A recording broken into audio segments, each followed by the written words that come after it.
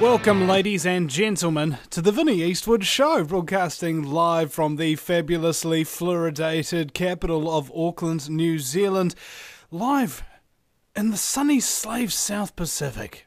It's not only fluoridated, it's also Fukushima radiated, which is good for the economy, because now everybody can get a part-time job as an incandescent light bulb. Speaking of good news, we have Pastor Lindsey Williams on the line. Chaplain, welcome to the program. Vinny, thank you so much for letting me be with you today, and I love that, what should I say, south of the equator brogue accent you have down there in New Zealand and Australia. Yep, it is a nice one indeed. The ladies like it. Now, you said that you've got some new information to share with us, Chaplain. Well, Vinny, yes, I do. And in fact, let me urge everyone in your listening audience to please get a pencil and paper, because I'm going to give you names, dates, places. This is going to be a very unusual time today. I don't think I've ever had the privilege of doing a show with you before quite like this, because the information I've been given, I wouldn't call it startling. I would call it informative, and if you take it to heart, I think you'll find that it'll be very beneficial to your family, to your finances, to your dinner table, to the welfare, and maybe even to the health of your family. So everyone out there in your listening audience, please take a moment, go and get a pencil and paper, because you're definitely going to want to write down the things that I have just been told within the past few days, Vinny. Okay. Well, how about you lay it out for us as best you can? Well, I will try to do just that. And I guess the best way to start is to say, well, all right, let me go back a ways. You always have new listeners. There are people whom I've never met before. They have not the slightest idea why I can say some of the things I'm going to say today. So allow me, if I may, to give just a brief background. Many years ago, I was actually invited by the elite of the world to be their chaplain for a 3-year period. I had been the pastor of a church 12 years prior to that, and by the providence of God, I was invited, just ordinary everyday ministry, and there's nothing special about me at all. It's just by the providence of God, He put me into position. And as a result, I got to know fairly well, in fact, in some areas on a personal basis, some of the people that you hear about in the World Bank, the IMF, the top oil company officials of the world. And over the past 38 years, I've kept in touch with these people. They've told me things in advance that were going to happen in the world. And it seems that they always happened exactly like they said it. Let me assure everyone out there in your audience, if you ever had any doubt in your mind, please don't doubt again. There positively is a group of people on the face of the earth who control the world. I'll say it as emphatically as I can. I know because I lived with them. I sat across the dinner table from them. They were not coming to my church.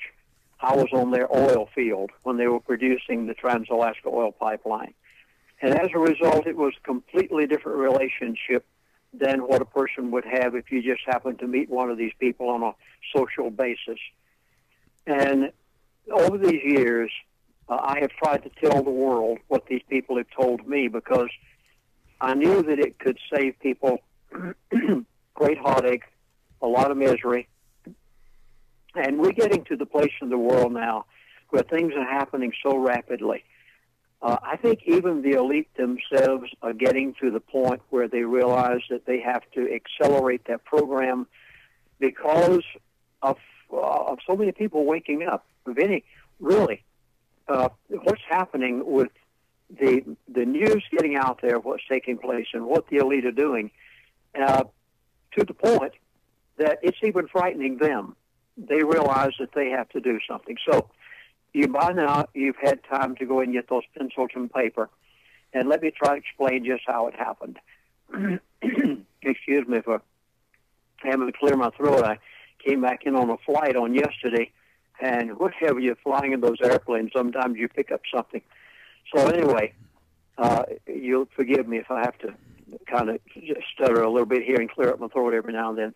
A number of days ago, I was on the phone with one of my friends, and in the course of the conversation, he said some things that I knew the entire world had to know. I think he was probably telling me more for my own sake and for the sake of my family than he was anyone else. And when he finished telling me what he did, it wasn't that I doubted him, because these people behind closed doors have planned everything. And I never doubt what they say, because they've never been wrong. But I was so concerned that after the conversation of about 45 minutes, I contacted a second friend of mine whom I've been put in touch with, who knows likewise everything that's going on behind closed doors. And I sent him an email, and I said what I have just been told, and I told him what I'd heard. And I said, can you verify this? Is it true or false? He sent me back an email, and he said, Chaplain, everything that you just heard is true. That's all he would say. He refused to elaborate on it. I don't know whether he thought maybe I should not have been told it. I'm not quite sure what. But he said, yes, it's all true. At that point, I knew that I had no choice but to do everything I could to get the message out. So, Benny, I contacted you, and I said, please, if you'll allow me to, I think I can save your listening audience a lot of heartache if they actually know what is going to take place, what is happening in the world. And that's when you allowed me the privilege of being on your show today. Well, you do bring a lot of information to the floor, Chaplain, and I noticed that you're always thanking the host for coming, for allowing you to come on their shows, but the reality is all the hosts should be thanking you for taking all of this time and effort that you go through to come and explain all these things to people. Well, Vinny, you know, it was by the providence of God that I was put where I was many years ago to know these people. There's no way that I, as an ordinary, everyday minister, could have ever been put into such a position. And I feel that I have a moral obligation to tell everything that these people tell me. They're in their 70s and 80s now, and they're very concerned about their own families, some of them, because they've raised up children. Their children are out in the business world. They've given them a college education, and they're concerned about the world, the way it's going, even though they were the ones that helped to form it this way. So I just consider it an honor that I can be on a program and tell people these things. Now, basically the way it came about was this. They said, Chaplain, if you would like to know exactly what's going to happen, go here and you'll find it. Now, they oftentimes do this. Over the 38 years that I've been in touch with some of these people, numbers of times they've actually not told me what's going to happen straight out, but they would say, Chaplain, if you want to know what's going to happen, go here and you can find it for yourself. So, since you have the pencil and paper handy, I'm actually going to tell you where to go on the web and find this for yourself. And I will explain it as I go along, as they explained it to me. Because oftentimes whenever I get something like this, then I have to go back to them and ask them, am I interpreting this correctly? So if you'll write down the following, write down April the 2nd of 2013, and you want to go to the New York Times. You could not find a more liberal newspaper in America. And in the New York Times, the elite told you something. Now, please catch these words, told you something.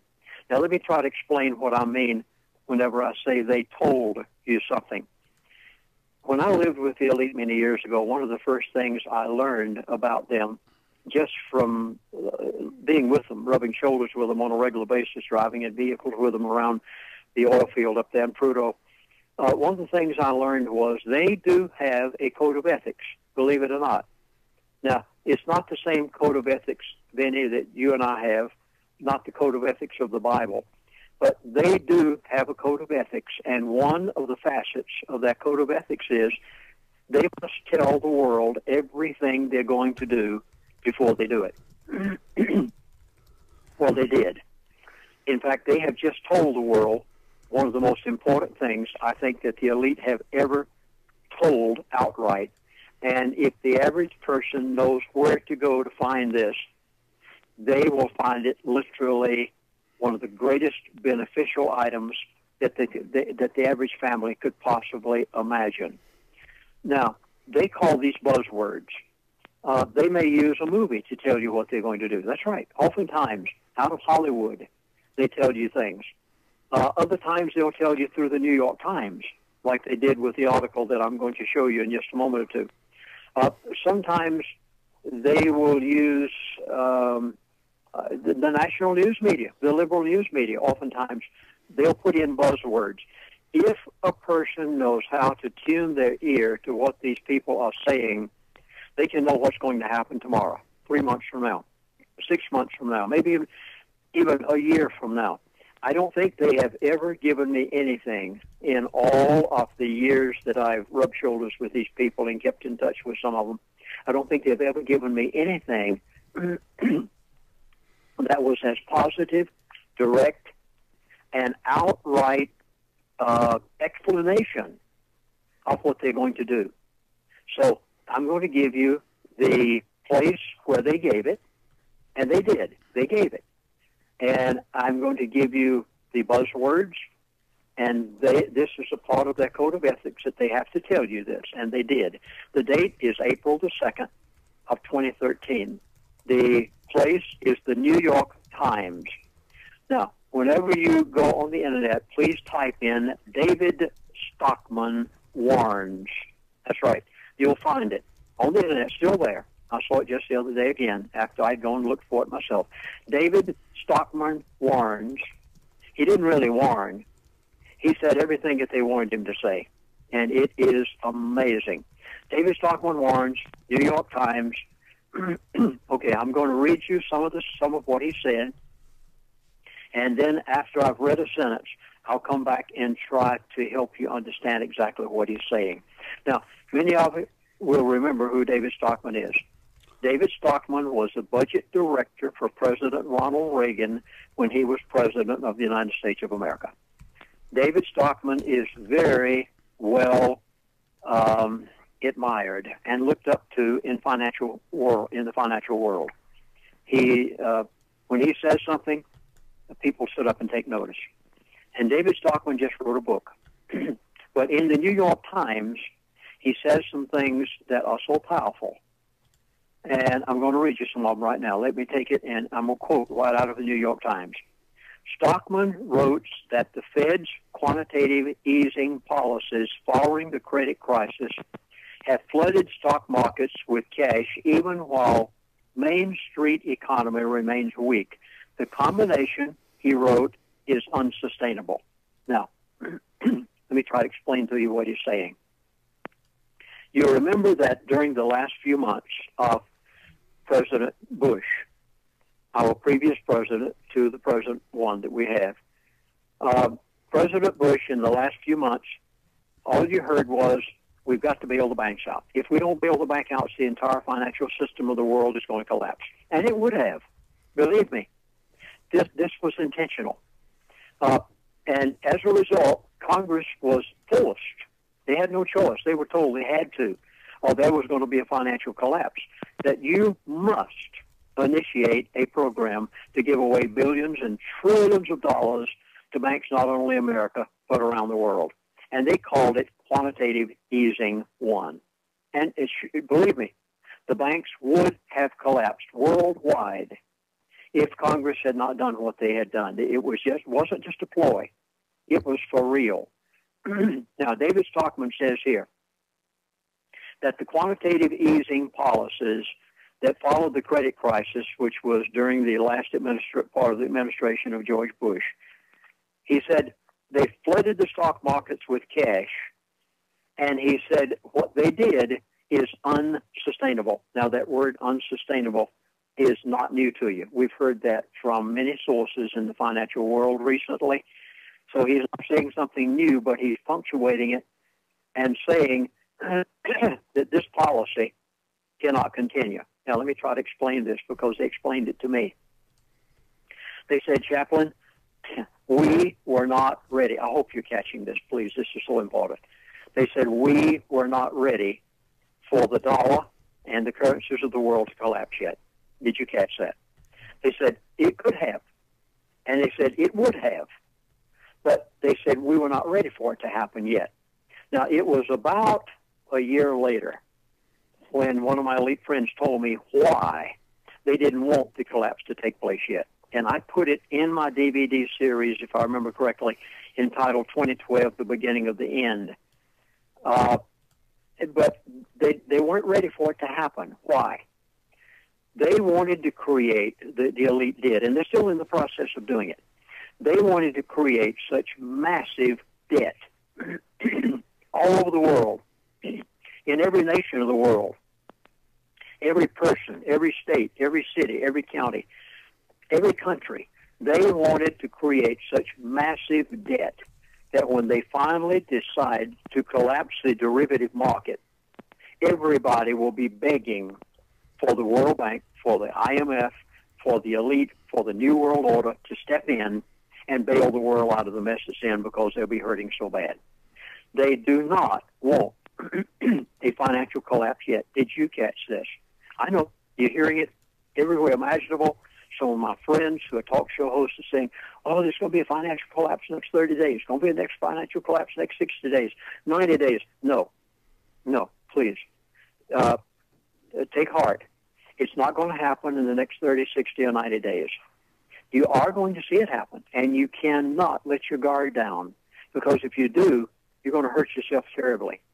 But Stockman warns here of exactly what's going to happen. He said that this policy of QE1, quantitative easing 1, then behind that came quantitative easing 2, behind that came QE3, and he said, Pastor continue. Lindsey, unfortunately, we're coming to break now. We'll be right back in just a few minutes, ladies and gentlemen, with Chaplain Lindsey Williams on the VinnieEastwoodShow.com. Welcome back, ladies and gentlemen, to the Vinnie Eastwood Show. Let's go straight back to Chaplain Lindsey Williams. Welcome back from break.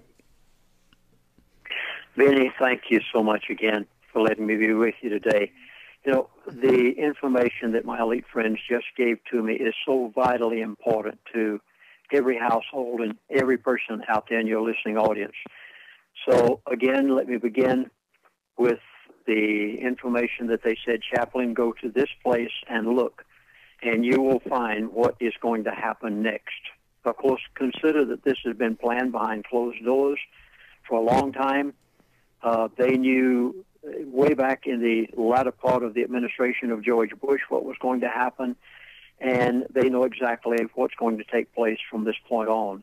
So again, I hope you've written down the date, April the 2nd, 2013. The newspaper is the New York Times, and in it they are actually confessing to you what is about to happen. And David Stockman, who was the budget director for President Ronald Reagan, actually wrote this article for the New York Times, and in it is kind of a synopsis of the new book he has written, but in it are the buzzwords of them telling you everything that's going to happen. So I'll begin back again reading the last statement, the one he just gave. Stockman wrote that the quantitative easing policies following the credit crisis have flooded stock markets with cash. Even while Main Street economy remains weak, the combination, he wrote, is unsustainable. That means it cannot continue as it's going. That's what the word unsustainable means. It means at some point, all of this has to come to an end. Well, they know it's coming to an end. Now, I'd like to tell you exactly his warning. The next sentence in the New York Times is the warning that the elite have given to you. Yeah, that's right. To you, Vinny, to me.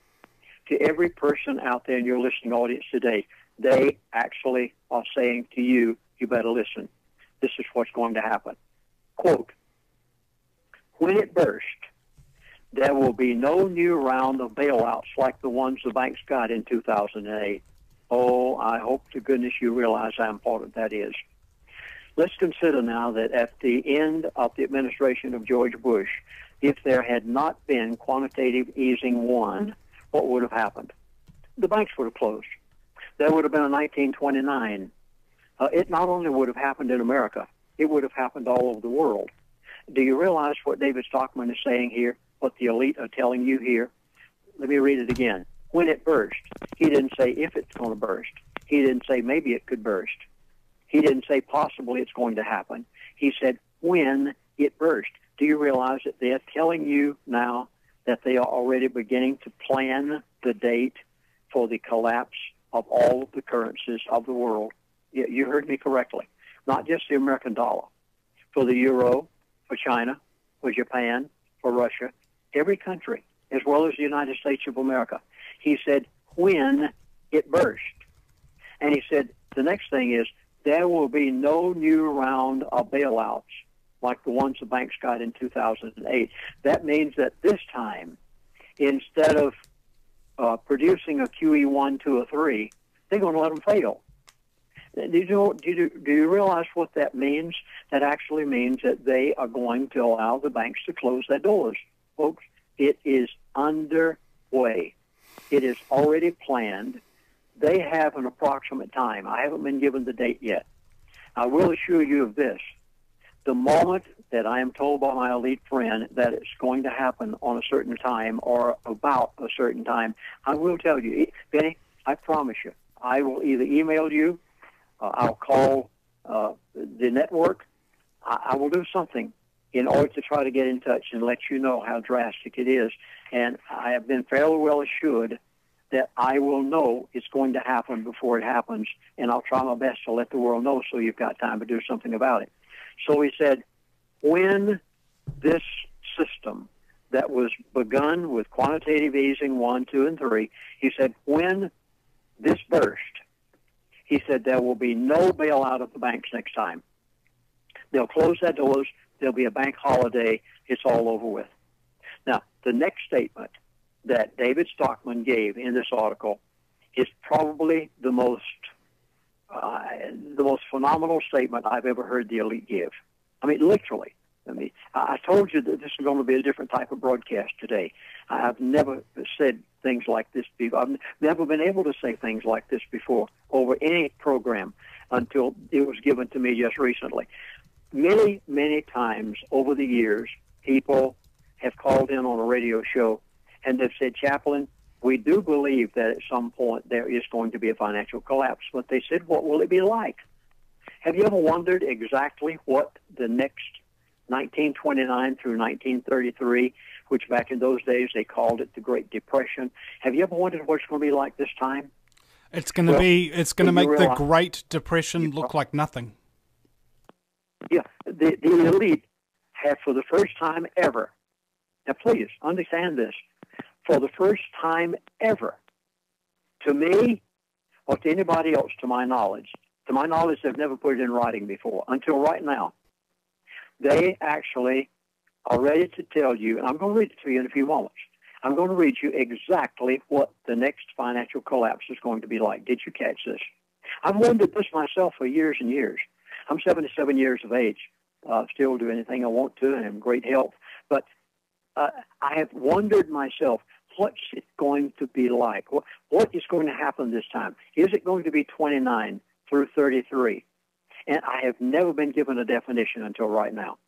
They actually gave you the definition in the New York Times, and you never need to wonder again what this financial situation is going to be like. And I am about to read it to you right now. Here goes. Quote, instead, America will descend into an era of zero-sum austerity and violent political conflict, extinguishing even today's feeble remnants of economic growth. Now, That is the definition given to you directly by the elite. I've never been given a definition before. Here it is for the first time. And let me try to, if I can, decipher what he's saying. He said, America will descend. Now, you talking about coming out of the recession? No way. We're on the verge of the exact opposite of coming out of the depression or the recession. America will descend into an era of zero-sum austerity. Now, I hope you'll catch these words, and when you go back and actually read this article in the New York Times for yourself, you and have time to mull over these things and to think them through and to get the words. He said there's going to be major conflict in Washington. He said it is going to extinguish even today's feeble remnants of economic growth. The elite, for the first time ever, to my knowledge, have actually given you right now a definition of the next great financial crisis that is going to take place. It's not going to take place in the next month, nor the next 2 months, nor the next 3 months. From what I am gathering when I talk with my elite friends, I think, now this is not a word from them, but I think it should probably have a year to a year and a half. I wouldn't push it, though, and I wouldn't guarantee it. And please don't go out and say that I set a date, because I did not. I'm telling you that from what I am listening to and hearing, I think that they want to create such massive debt in the entire world, debt like this world has never known before, debt such as nobody can comprehend the immensity of the debt that they're going to create, to the point that it'll finally get to the place that the American dollar has lost so much of its purchasing power that your children will be begging for food. You'll be asking for enough gasoline to put in the gas tank to get to work. The economy will be in such a condition that you will beg them for certain things, and that's exactly what they want. That's what the New World Order wants. They want you to get to the place that you will ask them for a way out. Now, for the first time ever, you have just been given the definition of the next 1929 through 1933. And they have it planned. Now, I want to give you the second place. That's right. They gave me 2 places. That was the first one. It was the New York Times back in April, and David Stockman was the one that they used the words to write it. Now, I want to give you the second place that they told me to go. And this one is more revealing than even what David Stockman said. Please write down the date of April the 5th, 2013. The place is the Export-Import Bank Conference that was held on that date. And the speaker was Vice President Joe Biden. Now, you have the background to it. You can go on the Internet and you can look this up for yourself. Please do it. Don't just take my word for it. Don't take the word of my elite friend for it. They only told me how to interpret what's here. I'm trying to help you understand right where it is. Again, April the 5th, 2013, Export-Import Bank Conference, Vice President Joe Biden, and he said 4 things. I hope you have that pencil and paper to write them down. And then when you go back to the article yourself, you'll pick these 4 things out. You'll have to listen through the entire speech in order to get these 4 items. I'm going to point them out to you. And then when you listen to it, you'll see the background to it. Joe Biden, I'm going to put it just the way it was quoted. Joe Biden called for the creation of a new world order. Now, that's nothing new. You've been hearing that ever since Daddy Bush said it back many, many years ago. So I'm not telling you anything new there. You know that they wanted a new world order. It's the next 3 statements that are vitally important to your dinner table and to your welfare. Joe Biden called for the creation of a new financial institutions. Did you catch those 3 words? New financial institutions. Now, let me try to interpret if I can. What is a bank? A bank is an institution. He doesn't want the present ones. He wants them to fail. Now, what did David Stockman say? David Stockman said there will be no more bailout. It's all over. And whenever they get ready for the collapse to take place. All they have to do is just don't pump any more money in. Just stop. And whenever they do, it will happen. They're pumping it in right now, billions and billions of dollars every month. There's coming a time when they will stop doing that. And when they do, he says, we want new financial institutions. They'll allow the present banking institutions, as we know them today, to collapse. They will allow the currencies of the world to collapse. They will use the derivative market in order to do it. And he said, we want some new financial institutions. Now, let me give you the second phrase that he used. Joe Biden called for updated global rules. Oh, my goodness. I hope you're catching this. Please think this through. Updated global rules. What is the rule of order of the United States of America? What is the supreme law of the land in this country? It's the Constitution of the United States of America.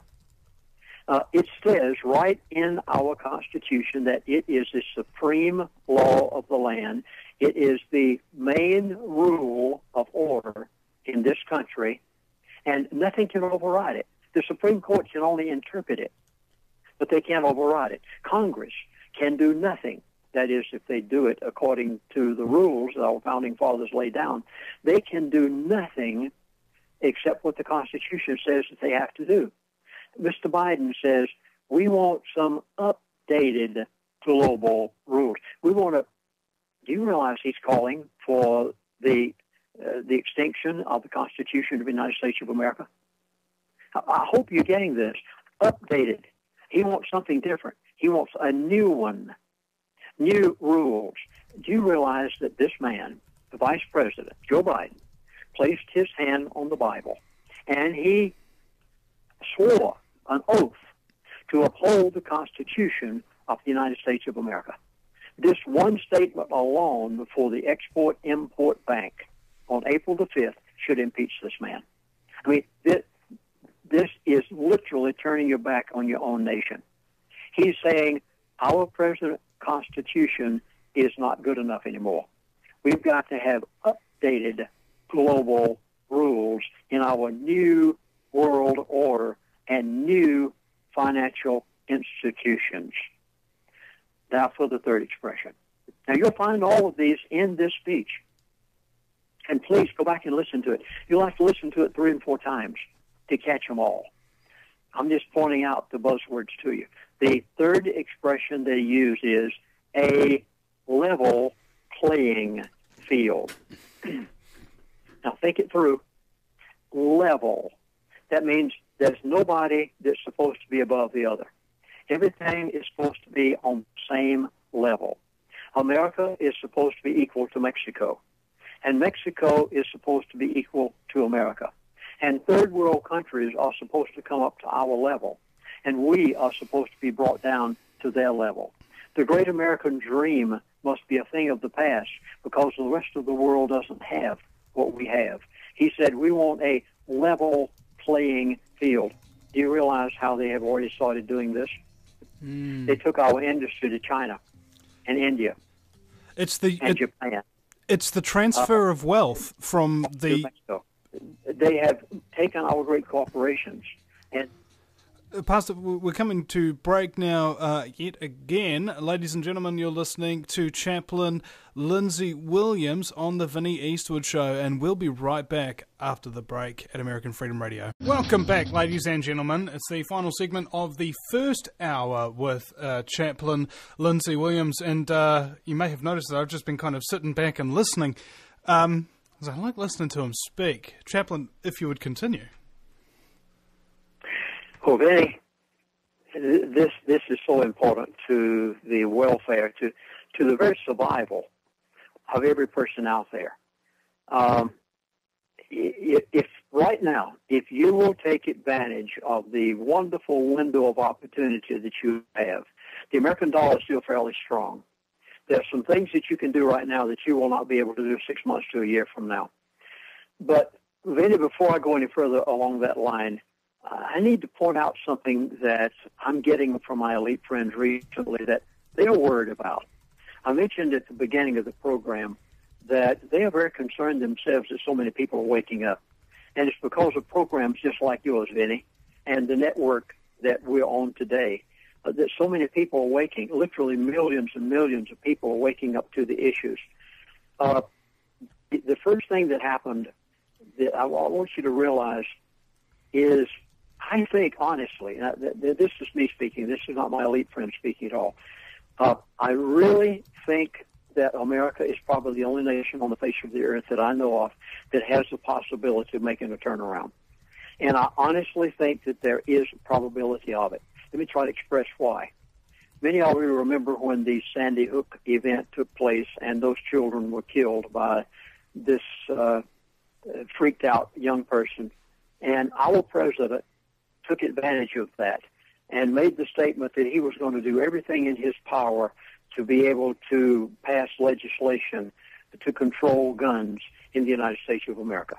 The American people rallied and rebelled as I have never known them in my entire lifetime. I've never known people do this. The President of the United States of America became the greatest gun salesman that this country has ever known. The firearm stores were wiped out in a matter of days. Firearms could not be gotten. The ammunition, you couldn't buy it if you tried, and you still can't. The lines. I went the other day to Walmart to get some shotgun shells. My son loves skeet shooting. And the man just laughed at me when I walked up to the counter in the middle of the afternoon. He said, if you want anything at all, come back at 7 o'clock in the morning. And I said, what do you mean? He said, our supply comes in every morning at 7 o'clock. And he said, we put it out on the shelf. And he said, it's gone within a matter of minutes.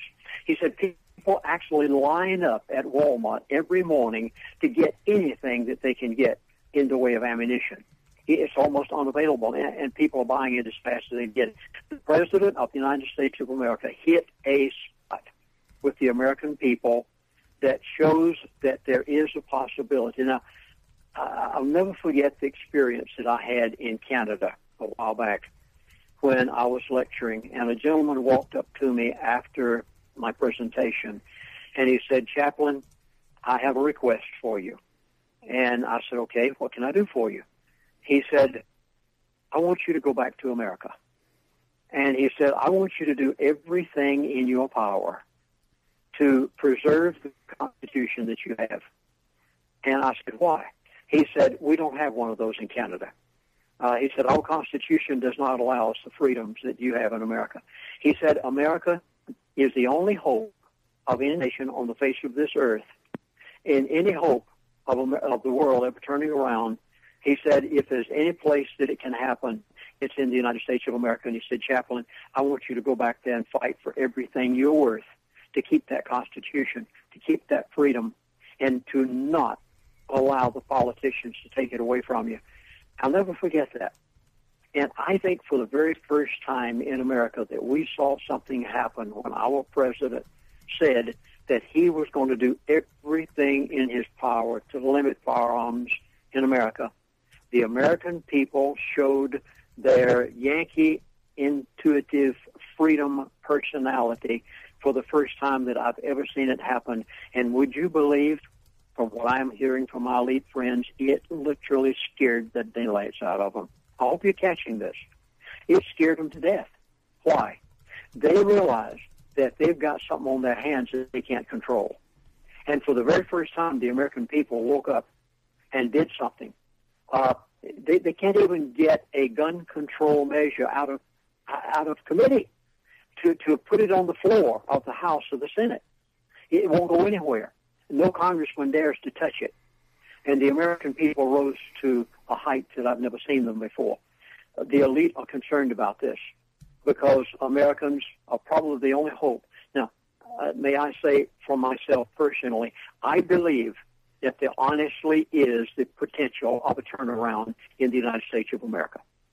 I can't say that for Canada. As a man said it when I was up there a while back, I don't think I can say that for England. I can't say that for Russia or China.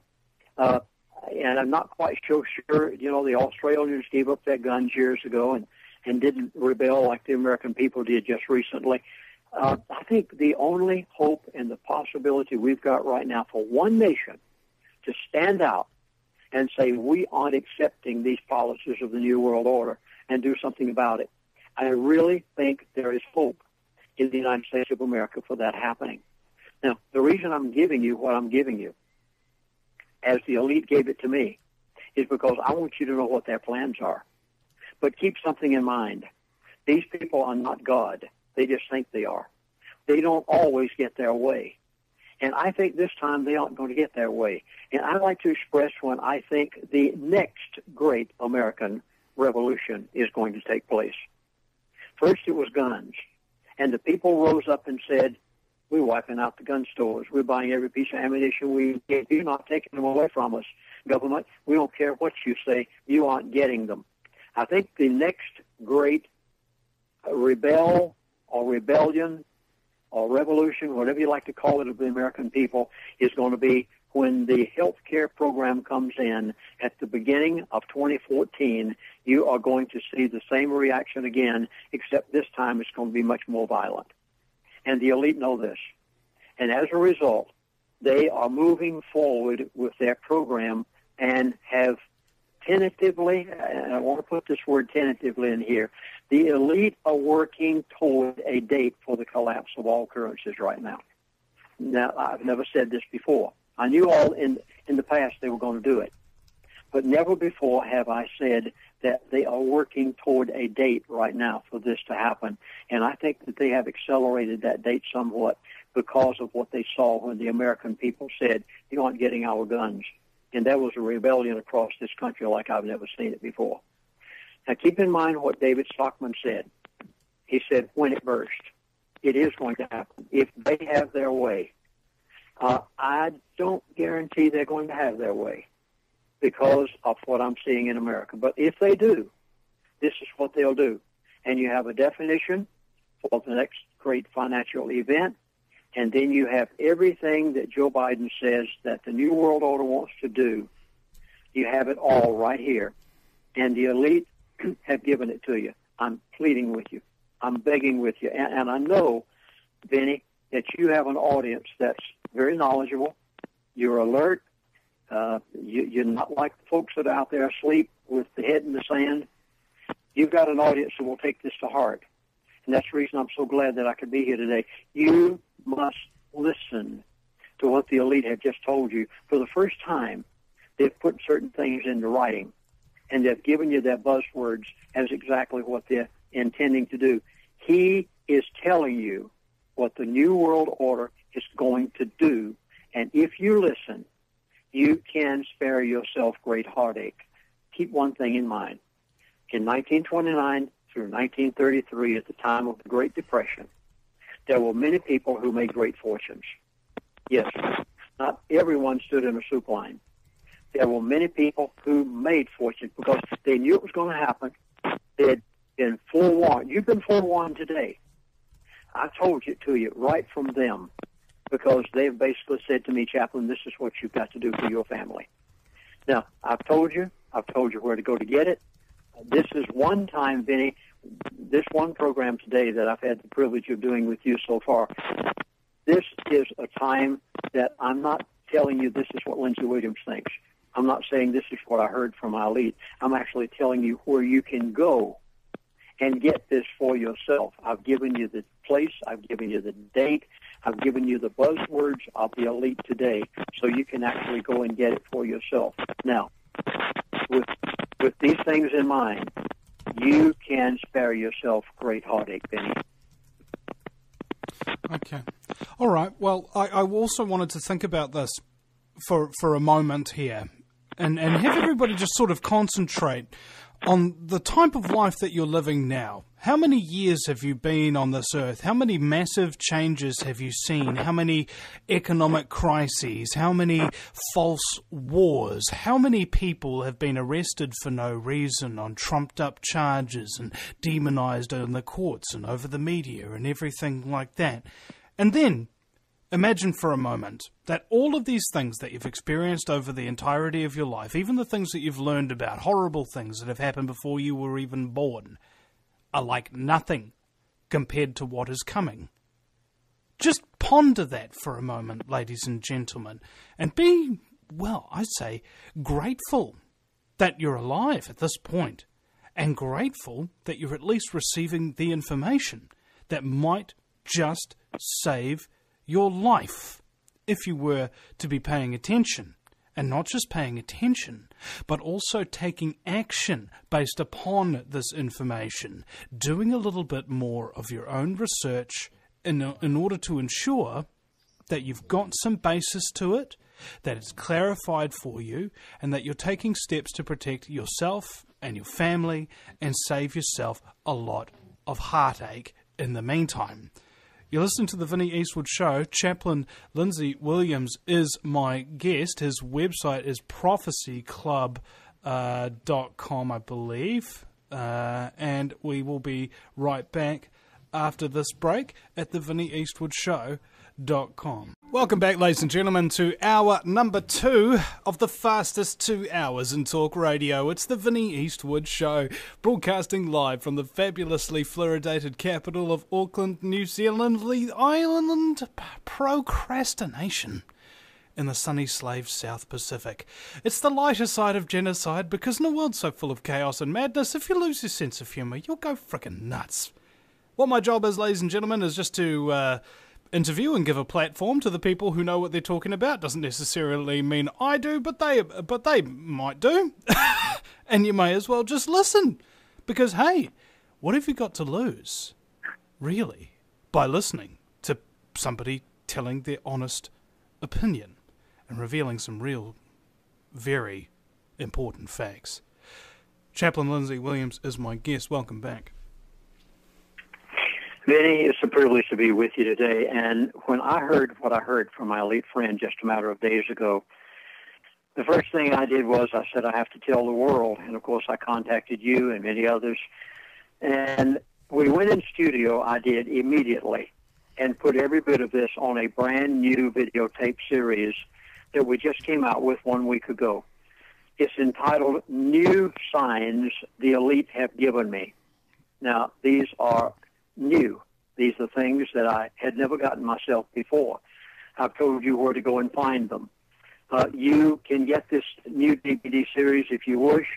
Our toll-free number is 1-888-799-6111, or you can go on the web if you wish after the program today to prophecyclub.com, prophecyclub.com, or toll free 888-799-6111. And by the way, you'll hear American operator. You won't hear someone from the South Pacific or China, someone else answering the phone. You'll hear an American operator, 888-799-6111, or prophecyclub.com. New signs the elite have given me. Now, you can save yourself a lot of heartache, and I believe that there is time. I honestly do. With what I'm hearing, I honestly believe that there's time to see a turnaround. I don't think that the elite are going to accomplish what they want, merely because of what happened in this gun issue recently. It was driven home so much to me. And I got a number of emails, by the way, from my elite friend after this issue with guns, and stating, oh, my goodness, how the American people are rising up, what they're doing about this, how they're taking action about it. And they took notice of that, and they realized that they have a problem on their hands. So, Vinny, at this point, I guess probably a good place to go would be to actually tell you what happened in Cyprus, as they explained it to me, which was very revealing to me, and then how they may try something similar to Cyprus in other countries of the world. So let me point out what happened in the Cyprus event here, if I may, because it's not what you saw on the news media at all. The reason for what happened in Cyprus recently was quite different than what you've been told. And when I was told what it was really all about, I was literally dumbfounded. Now, you know what happened in Cyprus. The banks closed. And they immediately announced that they were going to withdraw 9% from every account of anyone in Cyprus. Well, then the government finally had to back off from that because the people were rebelling so much. But what was the real reason for what happened in Cyprus? And here it is. I would have never known it if my elite friend had not told me privately. He said, Chaplain, the real reason for Cyprus was that Cyprus was a money laundering country for the super wealthy of certain countries. Let me name them for you. The super wealthy of Russia, and a number of the super wealthy of Europe, and a lot of drug lords and terrorist groups were laundering money through the country of Cyprus. Now, let me try to point out the different classifications of people so you can understand what my elite friend told me. Imagine, if you will, way up here at the top, the very top, above anything that you possibly can imagine. This is where the elite are. But there are many, many super wealthy people in the world who are not a part of the elite. Let me assure you of that. So way up here at the top are the elite, the New World Order crowd. Just a few of them. I have a handful or two. Then down from that, you've got super wealthy people who aren't a part of that group, but they are super wealthy. And then you've got the wealthy, and then you've got the upper middle class. Well, there were super wealthy people and wealthy people in Russia and Europe and drug lords and terrorists who were laundering money through Cyprus. And the elite, please catch this, the elite way up here at the top had to wipe out their money. Please, I mean, this is so bizarre. When you see it, you'll understand. They had to wipe out the money that those people had. Suppose for a moment that you are a super wealthy Russian. You're not a part of the elite now, but you're super wealthy Russians, and there are many in Russia who have made it well. And let's say that you had $10 million in a Cyprus bank, and all of a sudden the bank closes, and you've lost everything that you've got in that bank. Now, keep in mind how it works in the United States of America. We have something called the FDIC, Federal Deposit Insurance Corporation, and anything $200,000 and less, if the bank closes, they say that they will give you that money back because the FDIC guarantees it. Anything over and above that, if that money is in the bank, you've lost it. Well, this is very similar in Cyprus. There was a certain amount, and up and above that amount, they lost it. So this super wealthy Russian that had $10 million that they were laundering through a Cyprus bank, he lost it overnight. Well, what's that Russian going to do now? He has a business back in Russia. He's got to continue the operation of his business, and he's just lost $10 million. How is he going to continue to operate his business without the capital funding necessary to do it? What does he do? He, at this point, along with these other Europeans and drug lords and terrorists, are going to have to go and look for money somewhere else because they've just lost their nest egg. And when I was told this by my elite friend, I was literally dumbfounded. It was the little people who they were going to withdraw 9% from their accounts. That was nothing but a smoke screen. It really wasn't the issue at all. The real issue was that the elite wanted to wipe out much of the money of the super wealthy, and now that Russian is going to have to go and borrow, are you catching this, debt? That's right, debt. Going to have to go and borrow money from the elite's banks in order to be able to continue to maintain the operation of their business in Russia, or the European, or the terrorist, or the drug lord, whoever they may be. Now, they've just lost that $10 million. In fact, I want to tell you how much my elite friend said that the super wealthy of the world lost in Cyprus. There was a loss of $10 billion in Cyprus of super wealthy people around the world who lost it, and this had been planned for months. This didn't just happen overnight. This was actually planned for months in advance, and then they pulled off the Cyprus affair. Now, I need to warn you. What happened in Cyprus, similar events to Cyprus are planned for other nations around the world. I didn't say the same event. They know not to go back in and say we're going to pull out 9%. They're not going to try that again. That stunt's over with. They know that the world is caught up with them in that. but similar events are planned in other nations of the world. Put it down beside your calendar. Watch it happen. I am very concerned. And, Benny, you'll bear with me because I'm going to have to talk about down under, where you live down there. I have actually heard them talk about the possibility of a similar event in New Zealand and Japan and maybe even Australia. I'm very concerned about Japan. Japan is in grave problems right now, and they'll probably take advantage of it. So watch out. If you've got money in the banks in those places, watch them pull off another similar event to Cyprus in other nations of the world. Now, I'll tell you what they're going to do in America. They're already discussing this behind closed doors, and so I'm trying my best to warn you before it happens. And if you don't take action, it's your own fault. Because, as you know, in 38 years that the elite have been giving me information, never one time have they ever told me anything that it didn't happen exactly like they said it. But if you know in advance and will take precautions, there is no reason for you to have to suffer through this. In America, they are discussing, now I didn't say that they already have it planned, they are discussing right now that in the United States of America, please now, this, folks, you got to catch this. In the United States of America, they are discussing the possibility of a Cyprus event similar by going into the retirement funds. I'm saying this slowly because you've got to catch it. They're going into the retirement funds and saying, oh, America's in such horrible condition. We've got such national debt. We have no choice. We've got to have some money. They are discussing the possibility of going into the retirement funds. These are both federal, state, as well as your IRAs, your 401ks, your retirement funds of corporations.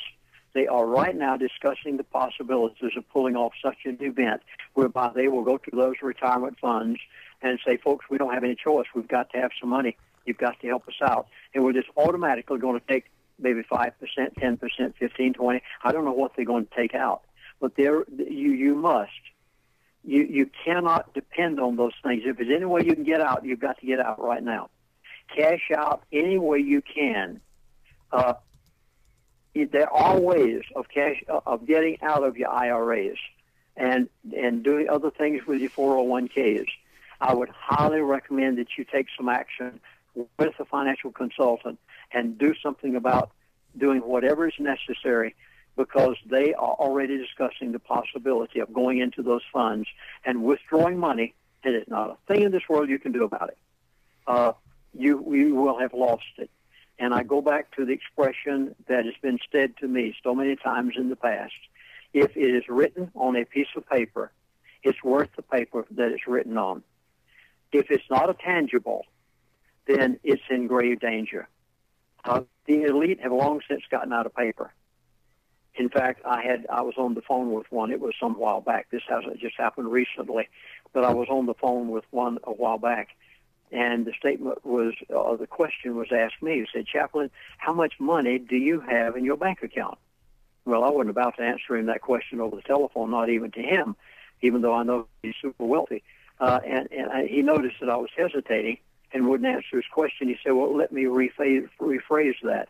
He said, Chaplain, can you afford to lose the money that you have in that bank account? And I said, no, I positively can't. He said, then you'd better do something about it. The expression that I would try my best to drive home with you is, if it is written on a piece of paper, it's worth the paper that it's written on. So they have said to me, Chaplain, we don't have anything in paper that we can't afford to lose. And I would say the same thing to you that my elite friend has said to me. If you can't afford to lose it, you don't want it in paper. You must have it in tangibles. Now, what can a tangible be? A tangible can be a spot of ground in the backyard where you can grow a garden. A tangible could be a paid-for roof over your head that there's not a mortgage on, so that you can't lose it. A tangible could be gold and silver, yes. But a tangible can be many things, but it sure can't be paper. Because if it's on paper, even the elite have already gotten out of anything they can't lose. This is the way it was put to me. They've gotten out of anything, whether it be stocks, New York stock market, whether it be bonds, no matter what it may be. They said, Chaplain, if we can't afford to lose it, we've already gotten out. Most of them have gotten into gold and silver big time. I do not sell it myself. You couldn't get it from me if you tried. I'd love to have some myself also. But there's one thing that you need to take advantage of, and that is that the price is very, very low right now compared to what it's going to be. And the elite have gotten into it. Oh, they have bought literally everything they can buy. Of course, they can buy massive amounts while the price is low because they know where it's going in the not-too-distant future. So basically, Cyprus was an example. It was a trial. It was something that they wanted to see if they could get by with it. And they did. It's all over with now. And they wiped out $10 billion from the super wealthy of the world because they want to put them in debt, just like they want to put. The whole thing is about one thing: forced debt creation. And the words that they used to me when they were talking about Cyprus, these are the two words that I was amazed that they used. I'll give them to you just as they gave them to me. They said, disannul wealth. That was the exact words that was used. Disannul wealth. And that's what they did in Cyprus. They wiped out $10 billion. Now, if they can do the same thing in New Zealand and Japan, maybe Australia, and a number of other countries, do you realize that they are literally wiping out billions and billions of dollars from the wealthy in order to bring them into exactly what? Now, go back to those words of Vice President Joe Biden. He said, new financial institutions, updated global rules, a level playing field. They can't have anybody that's super wealthy except them. And they want every country, every state, every city in the condition of horrible debt, so that when they do finally decide to do what they want to do, they basically have the people of the world exactly where they want them, Benny. I'm sure you're thinking, I can almost imagine what you must be thinking as you're hearing some of these things that these people have said. Well, you know, it occurs to me, it's quite funny, actually, because you were talking about how they might be thinking about pulling a Cyprus here in New Zealand, and the Prime Minister, John Key, who used to work for the Fed on Wall Street, said that, yeah, let's do a Cyprus. It'll be good for the economy. They're prepared to do it. He actually said that. Yeah. The finance minister is drawing up the documents. The finance minister, Bill English, is drawing up the documents as we speak to pass a law that says that this is what we're going to do. We're going to basically salvage the economy by stealing all the money out of the only people in this country who know how to save. And so the only people that will be left will either be the super wealthy or those that are super in debt. This is so... Benny, you telling me that made my day being on the program today. I heard them actually talking about the possibility of New Zealand being one of the next countries that they try a Cyprus event. And now you're telling me that your Prime Minister has already intimated the possibility this might happen. Yep, they said that Cyprus would be was a great thing, and then it's worth trying it here. Okay, well, we're coming to break now. We'll be right back. Chaplain Lindsey Williams is my guest, ladies and gentlemen. You're listening to the Vinnie Eastwood Show on AmericanFreedomRadio.com. Back in a minute. Welcome back, ladies and gentlemen, to the Vinnie Eastwood Show. My very special guest is Chaplain Lindsey Williams. Welcome back. Oh, Benny, it is a joy to be with you. This amazes me. You know, I actually heard them talk about the possibility of New Zealand being one of the places where they might try this, another Cyprus event, similar. What is the name of your Prime Minister down there? John Key.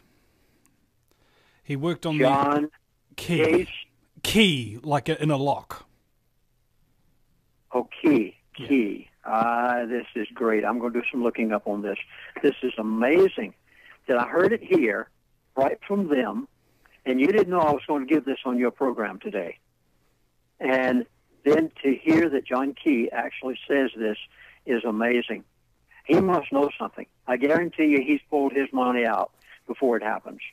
He's worth an estimated $50 million, Chaplin, and he's put all his money into blind trusts. He was one of the people who was instrumental in setting up the European bond and derivatives trade in early 2000, I believe. And then he came here in 2008, ran for Prime Minister completely out of nowhere, and won the election. Ever since then, the country's gotten into inordinate amounts of debt. You know, it's like, what else did you expect to happen with somebody who's an expert in derivatives, which is simply just made up debt? Yeah, derivatives. And you remember that I was told back nearly 2 years ago, they said, Chaplain, if you want to know when it's going to happen, watch the derivative market. And they gave me 3 signs. And I gave that on your program, I think back many, many months ago, that they had said to me, we're going to use the derivative market as a method of bringing down all the currencies of the world at the same time when we get ready to do it. Now, they're not ready to do it yet. Let me keep on expressing this, because they've expressed it to me. They are not ready for the currencies of the world to collapse yet, because they don't have you in enough debt. And it's so interesting, Vinny, that you would say that this man out of the middle of nowhere, Mr. John Key, comes to New Zealand and he gets the country in such massive debt. And this is exactly what they told me back nearly 2 years ago. They wanted to create massive debt in every country, every person, every city, every state. They wanted such massive debt that when they do finally decide to collapse the derivative market, not the New York stock market, not Wall Street, no, the derivative market is what they said that they will collapse when they get ready to bring about the demise of all of the currencies of the world. And Mr. John Key, you say, was involved in derivatives, and he came to New Zealand out of the middle of nowhere, and all of a sudden put your country into debt. That's exactly what they're doing here in the United States of America, Benny. It's the agenda. I mean, if you can't control a country militarily, just control them monetarily. Yes. And this is the method whereby they will take over, is a monetary method of doing it. Someone called in on a radio show that I was on a number of weeks ago. Of course, I've had a number of people call and ask this question. They said, Chaplain, you lived with the elite of the world for a period of time. And I said, yes, I did. They said, you know them fairly well. I said, well, I know some of them until yet, 38 years later. They're retired now. And they said, Chaplain, why would the elite destroy their own country? Because I've made the statement many times that nearly every one of the elite that I knew back in those days, of course, I didn't know them all, but the few that I did know, nearly every one of them had a residence in the United States of America. They were American citizens, American citizenship. And they said, why would these elite destroy their own country? And my response to them was, you don't understand the elite's mindset. If you did, you would know that they are not destroying America. They're not destroying New Zealand. They aren't destroying Great Britain. They aren't destroying Canada. They're taking it over, not destroying it. Do you realize what they want to do? They want to put you into so much debt until your children are crying for food on the table and clothes on their back, and you need gasoline for the gas tank, and your currency has lost so much of its purchasing power, and they want to get you into such a condition that you will say, please help us. Just get us out of the mess we're in. Give me gas for my gas tank. Give me food for my table. We'll give up our currency. We'll give up our Constitution. We'll give up anything. Just get us out of the mess we're in. That's exactly where they want you. They are not destroying America. They're taking America over so that then they, under the auspices of the New World Order, can bring the world back out of the mess that it's in at that time under their direction, under their auspices, under their control. The name of the game is control. I've said it for 38 years since I lived with these people. And they want to bring the world out of the condition it's in under their control. This is all they want. So they're not really destroying anything. They're bringing everything and everybody under their control, their way. Okay? That's exactly why Mr. John Key is putting New Zealand in such massive debt. We hit the debt ceiling for the first time ever in the country's history. I believe it was something along the lines of $50 billion for only 4 million people. So he's got like, what, 100 grand of debt per head? It's unbelievable. Yes. It's unpaybackable, if that's even a word. And Yeah. and of course now... And the elite themselves, they have already long since taken care of their money. By the way, I doubt very seriously if there's anyone on your program that could afford to stash money away in the Caymans or in Dubai. But let me warn you, I have heard that both of those places are in grave danger. So if any of you out there are wealthy enough, I don't, but if any of you out there are wealthy enough that you have laundered money through either the Caymans or Dubai, watch out very much, because they may pull a stunt there like they did in Cyprus. And if they did, they could wipe out billions and billions of dollars in either one of those places. So many Americans have stashed their money away in Caymans and in the Belize and in Dubai. And if anybody has funds there, be very, very careful. You very well could lose massive amounts, because those places are targeted possibly for the future. All of this is a method of massive, I'll use the exact words that they used to me just short of 2 years ago. They call it forced debt creation. And I produced an entire DVD series on that, just telling about how they were going to do it.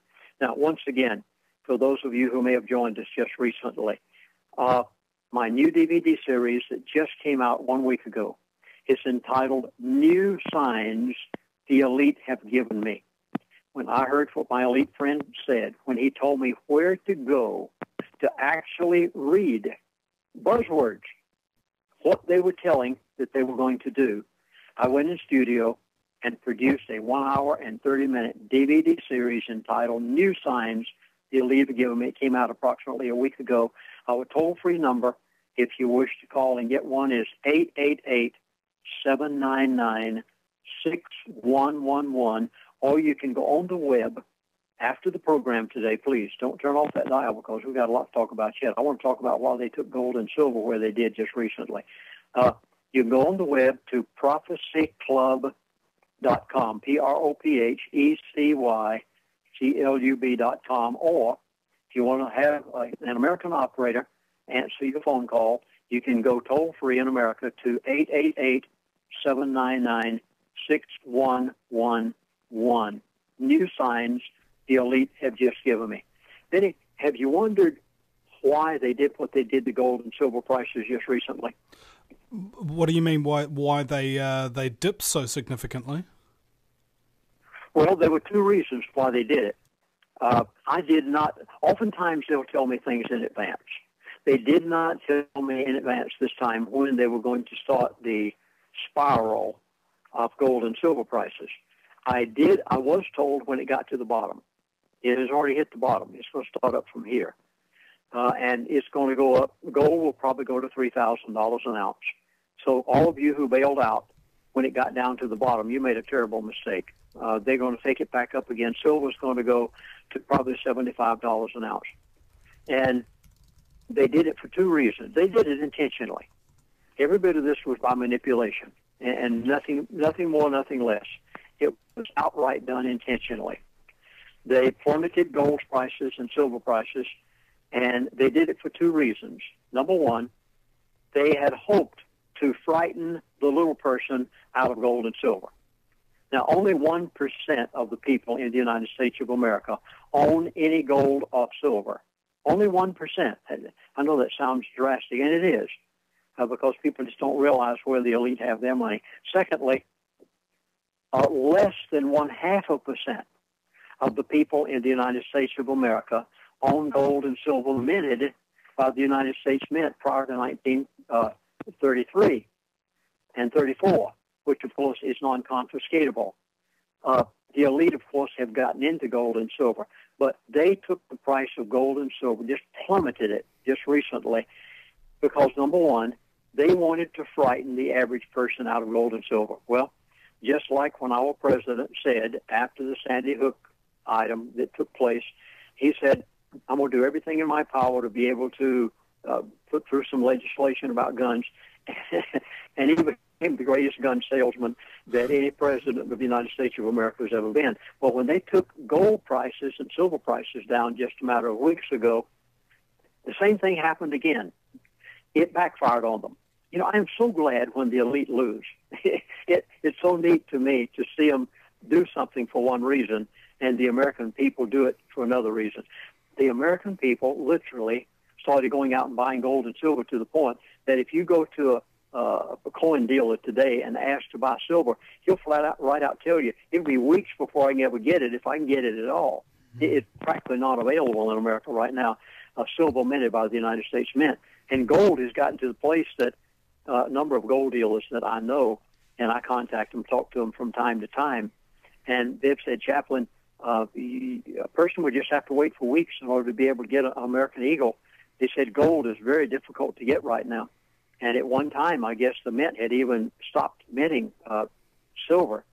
So anyway, they plummeted the price of gold and silver, hoping to get everybody out of it they could. Secondly, they did it for a second reason. They knew when they got to the bottom. And it's up from the bottom now. And when it got to the very bottom, the elite bought for everything you're worth. Really. They bought so much that the average person couldn't get it from the United States Mint because they were buying it and they knew where the value was.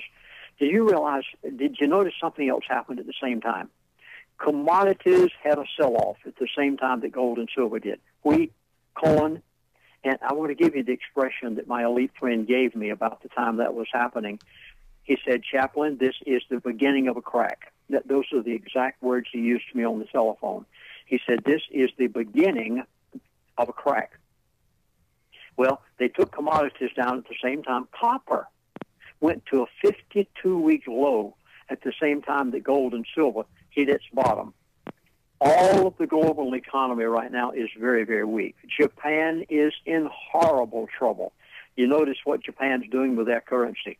They're doing everything in their power to be able to weaken their currency so that other countries can buy from them. Russia. Do you realize that 2 weeks ago, Russia, for the first time that I can ever remember in my life, Russia announced a stimulus. Russia, of all people. It was just after the Cyprus event. And, of course, Russians had lost billions of dollars in Cyprus. And Russia actually announced a stimulus event. Worldwide economic weakness everywhere, and the COMEX is in trouble, big trouble. Some people are even suggesting that the COMEX may be bankrupt and they just haven't announced it yet. So no silver was available for a period of time. Folks, you need to watch very carefully what's happening because it's getting to the point that the elite are pulling some strings. They are not. I'll go back and say it again. I've said a number of times during the program, and I don't like to keep saying things at the same time, but you need to realize the elite are not ready yet for a financial collapse. It is going to happen, and you must not go to sleep. Your currency is still worth enough that you can go and use it. Don't go in debt. Under no circumstances, go in debt for anything. If you can't afford to pay for it, don't buy it. But if there are things that you need to do for your family, your currency is still fairly strong.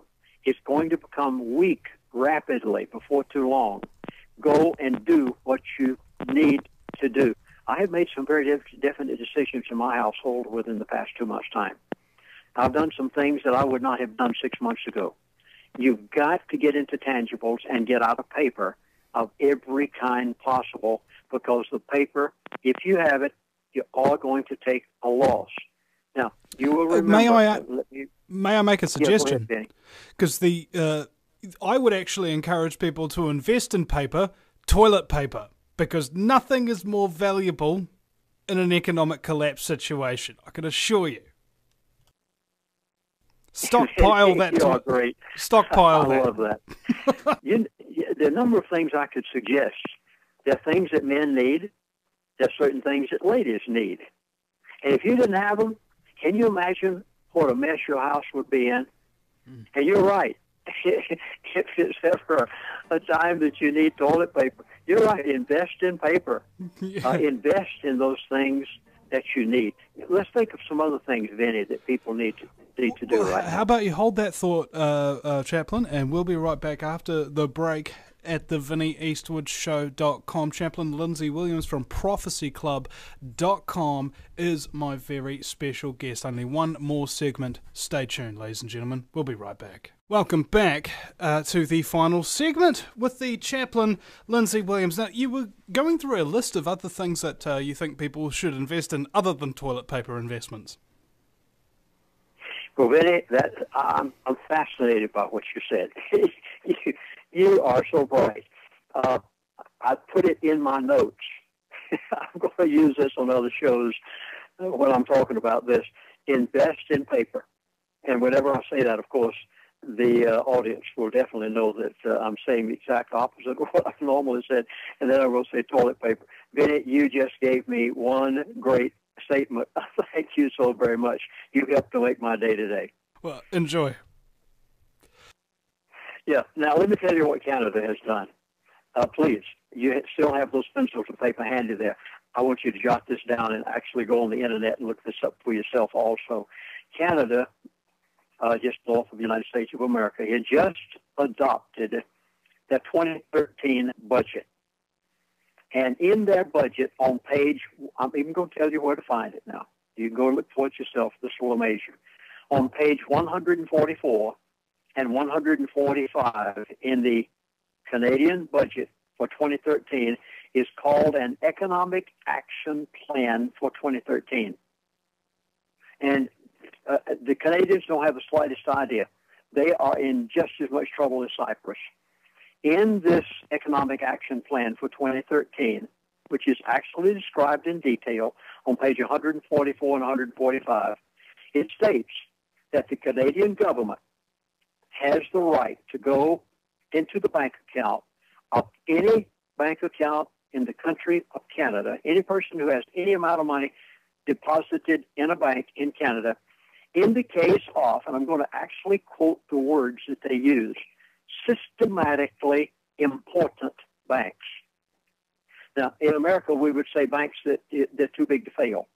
In the Canadian budget, they said any banks that are systematically important banks, if they happen to fail and become insolvent, that the Canadian government has the right to go into the bank account of every bank account in the country of Canada and withdraw whatever they want, any amount, at will, and to see to it that that bank is bailed out. It is amazing, Benny, how countries around the world are putting their constituents, their people, the residents of that country, in jeopardy. Cyprus is just the first place that they tried such, and Canada already has it in law as of right now, Benny. Can I ask as well, in your travels and your learning over the years, have you seen that the elite have no conscience, and maybe the people who work for them also don't really have any idea what they're doing? They're simply serving evil, and they might be unaware of it, like the bankers and the prime ministers and so on and so forth have perhaps been duped into thinking that they're doing the right thing? Do you know anything like that? The people who work for them, I don't think they really realize what they're doing. That I can say yes, because, see, there were so many people around me when I was at Prudhoe Bay, for instance, and was the chaplain for the elite. And many of the people had not the foggiest idea what was going on. All they knew were that they were involved in a project of some kind. But the elite themselves, they know exactly what they're doing. And as far as conscience is concerned, I think they've long since lost it. It seems that they have no sense of anything but one thing, and that is control, control, control. Why would Hitler do what he did in the last war? Why would Mussolini do what he did? Why did Stalin do what he did in Russia? Why did Mao do what he did in China? The elite are basically on the same level, except instead of just going out and outright murdering people, They're doing it through austerity measures of every kind imaginable. They're doing it through a healthcare system which contains euthanasia. They've become a little more sophisticated in their methodology of what they're doing, but the elite know good and well what they're doing. I will say this, though, Benny. You see, the people that I knew back in those days, they're in their 70s and 80s now. And I'll admit to you, they are very concerned. They're concerned about what the younger elite are doing, and they are very concerned about their children. I've had the wife of one of the elite, whom got to know through him, of course. Our families were close at one time, and she is so concerned about her children. She has written me many times and talked about her sons, her daughters, who now are out in the business world. Some of them are some of the oil company officials and so on. And she's very, very concerned about the pattern that's been set and what's happening. So the older elite are concerned about what the younger ones are doing, but yet on the other hand, I think the pattern is pretty much set. Barring divine intervention, they will accomplish what they want to accomplish. But there again, I go back to what I said about halfway through the program, and that is I honestly believe at this point that there is a possibility that because of the free spirit that has been evident in America since our founding, and because we are generations of free people over here, I think that there is a very good possibility that there is going to be a successful rebellion against the Antichrist in the United States of America. And this is one of the reasons I produced this latest DVD series that I just produced and came out last week, The New Signs That the Elite Have Given Me. I want you to be so informed that you will know a step ahead of what the elite are going to do. Just like your prime minister down there, Mr. John Key. He has told you probably what they're going to try to do in New Zealand. Now, those who take action right now can prepare themselves. And those of you who will believe what my elite friend has told me, and please, get this DVD. It is not copywritten. Did you catch that? My new DVD series, The New Signs the Elite Have Given Me, it is not copywritten. You can put it on a DVD copy machine. Now, this is a DVD that you watch on your television set in your home. This is not a CD. It's a DVD. And you can copy this DVD. It has no copyright on it. And please copy it and give it to every friend and neighbor you possibly can, because if I can inform, and Benny, if you can inform, and other radio talk show hosts around the country can inform people enough, the elite don't have a chance. There's only a handful of them. There are millions of us. And if enough wake up, and they're waking up in mass in the United States of America, I honestly believe that there is a possibility that there can be a concerted, I don't want to use the word, I don't want to get too harsh with this. I think that could be a concerted effort on the part of the American people that would literally scare the living daylights out of the elite to the point that they're either going to have to go much faster with what they're doing and bring it about immediately, or they're going to have to back off a little bit. So I think there is hope here in the United States of America. So please get this so that everyone will know what they're going to do, and then when you see approaching what they have said they're going to do, then you can take the action accordingly, Benny. Okay.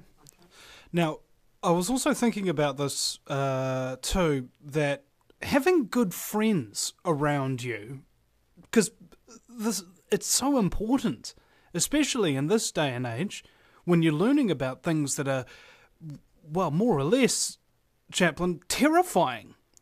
The thing that you really need, often, is good friends around you to help you deal with the fact that you know all these really scary things, and there isn't a ridiculously large amount that you can do about it, and like no man can stop it on his own. But in terms of talk radio, it's such an effective medium.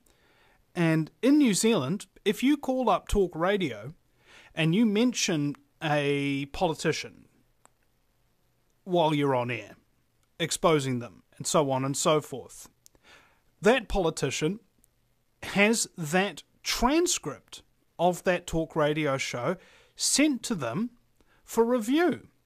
So if you ever want to get a message to a politician without having to send them a message, just call in to local talk radio and say the truth. It doesn't matter if the host turns out to be a scumbag who hangs up on you, because you will hijack, for a moment at least, their audience, and you can get the truth out using other people's apparatus. This is using the weapons of the enemy against them. They don't like talk radio, as far as I know, the elite, because it is so effective and instrumental at waking people up. Because when people are listening, they're really listening. Okay, well, that just about wraps us up. I'm so proud of the American Freedom Network, Vinny, and what they're doing. They literally are waking up millions of people. And I'm always so glad to be on as a guest on any one of the shows on the American Freedom Network, because I know the number of people that you're reaching. I have kept very meticulous records over the many years that I've done radio talk shows, since 38 years ago when I did my first one. And I will have those people who take calls for me out in the middle part of the country. And I'll ask them, how many people did you have call in today? And I can account it to the particular radio talk show that I happen to be on that day. And I know approximately how many listeners a network has. American Freedom Radio Network has a major amount of listeners. And there'll be a lot of people who will call in. And I can pretty much tell you approximately how many people you have on any given show as a result of this. Now, there's one other thing that I would urge people to do. I know we don't have time, Lindsay, unfortunately. We've got to go. All right, well, we'll see you again sometime, ladies and gentlemen. Thanks, Lindsay.